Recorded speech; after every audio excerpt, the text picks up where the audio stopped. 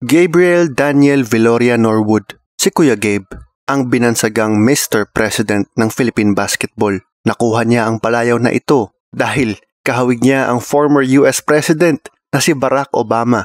Meron din leadership skills itong si Gabe. Isa siyang long-time member ng Gilas mula sa Team Pilipinas version pa ng late 2000s hanggang sa pag-rebrand nito sa Gilas. Siya pa ang naging kapitan ng team matapos magretiro ni Jimmy Alapag sa national team. Isang athletic guard na may mataas na basketball IQ, 6'5" na kayang bumantay sa best wingman ng kalaban, playmaker na nakilala sa kanyang finishing ability, energy, defense at hustle. Parte si Gabe Norwood ng Final Four Cinderella run ng George Mason Patriots noong 2006 NCAA tournament. 6-man siya ng team na yon. 4 na taon din siyang naglaro para sa Patriots.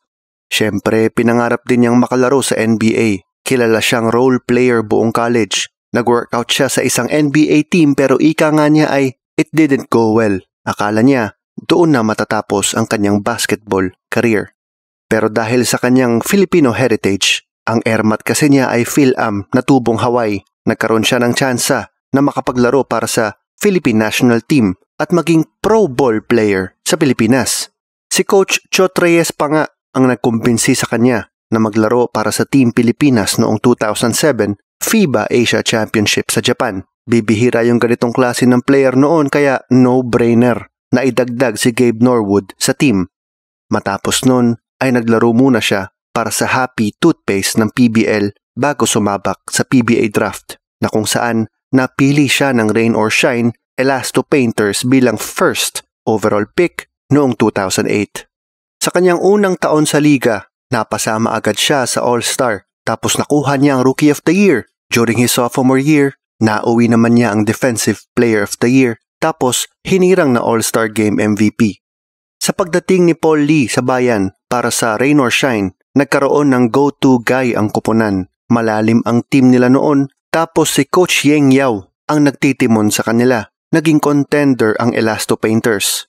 Nauwi nila noon ang 2012 Governor's Cup kontra sa BMEG ni na James Yap. Isang malaking accomplishment ito para sa isang independent team.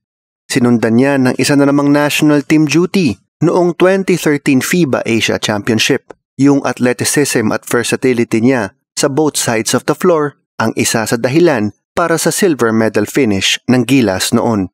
Pagdating sa 2014 FIBA Basketball World Cup sa Spain, naging viral pa nga yung dunk niya over Argentina great at NBA veteran na si Luis Scola. Again, hindi ako yan.